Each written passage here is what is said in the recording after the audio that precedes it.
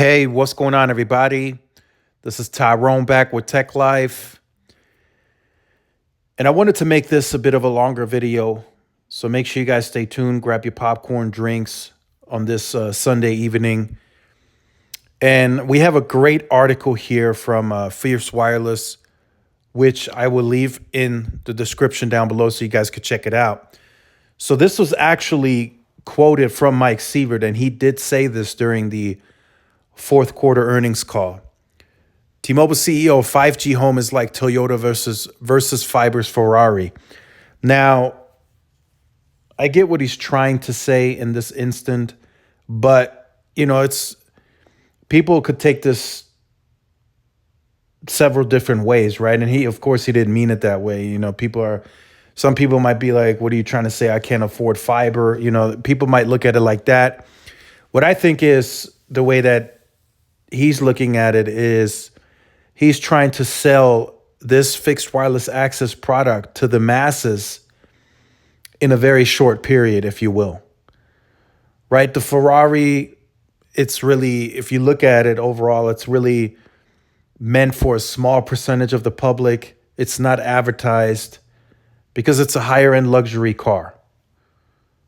And the Toyota, it's affordable and you sell it to the masses. And he knows, and I think the team is very well aware, they have a very short period of where they can try to attract these people because of the capacity. He knows a strand of fiber has way more capacity versus what they can offer on the wireless network, no matter how you look at it. And if you have to go above and beyond that access capacity model that they're currently putting into the market, then you have to start spending capital, separate capital, deploying millimeter wave, putting nodes into the neighborhoods. That's what they would have to start doing.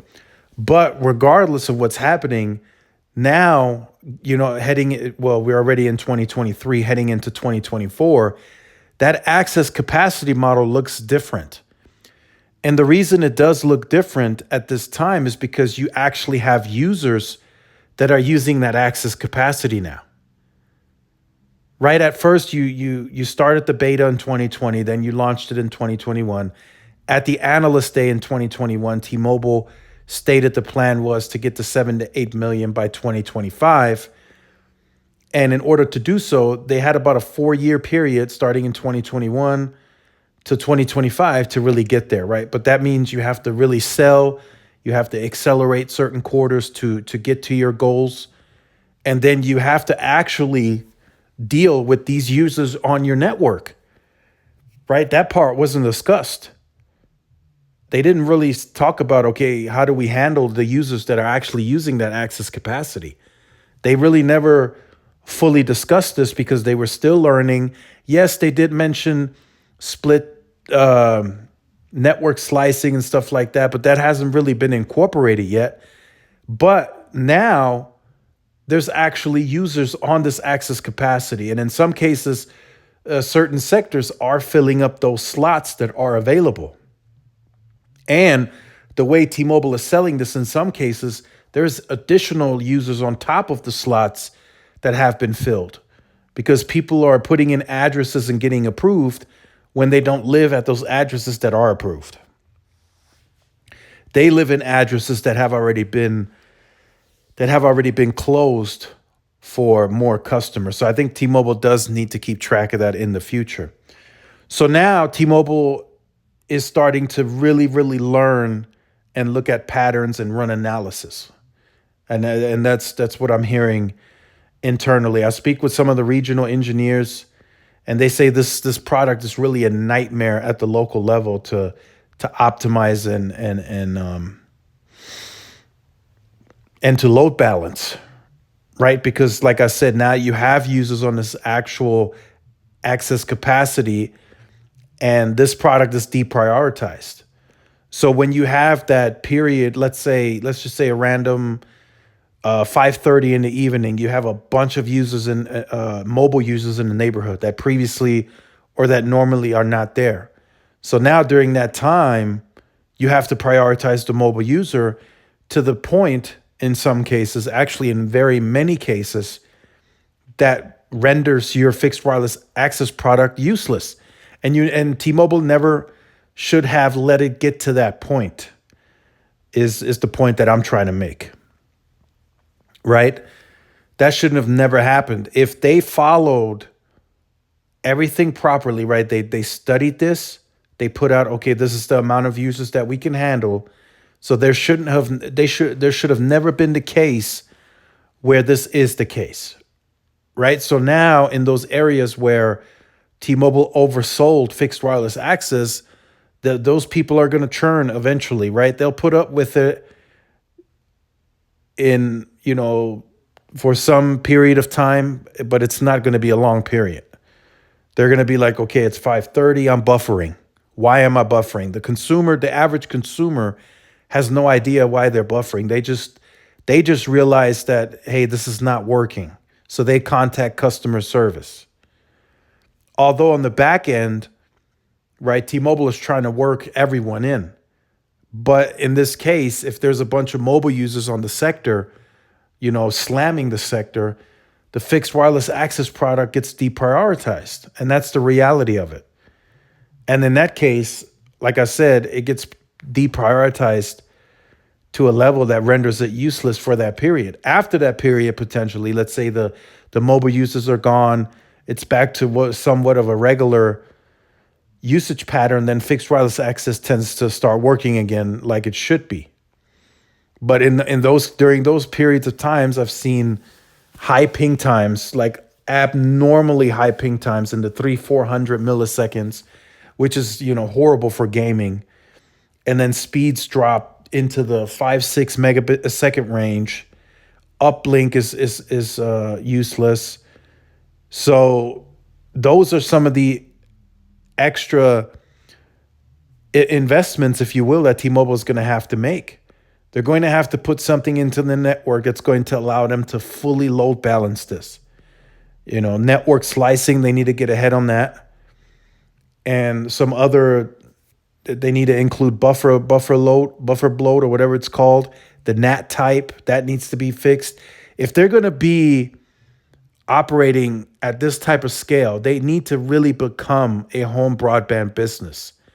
Yes, they're operating off of an excess capacity model, but now to actually handle the usage, carry those customers, you have to really put stuff into the network that's going to allow that base to use their home broadband as a home broadband provider would allow it, right? If you go to a cable provider, you can do everything. You have open NAT type. You can do port forwarding.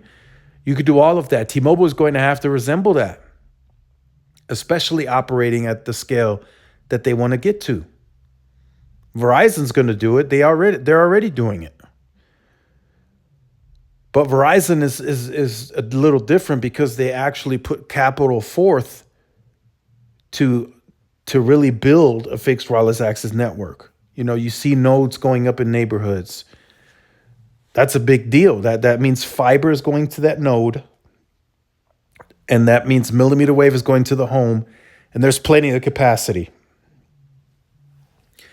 In this case, T-Mobile is kind of playing with fire, if you will, because if this backfires in a big way, right, you sell it to the masses, but now the masses starts returning it at a whatever percentage, right? We don't know because they don't really report churn. But what if they start bringing it back and the churn is starting to outgrow your growth? That's when we're going to start seeing a bit of a problem.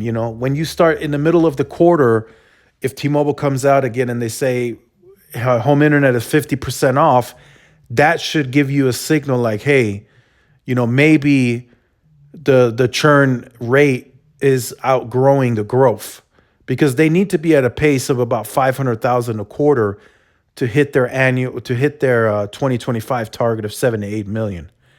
No ifs, ands, or buts. They need to be at 500,000.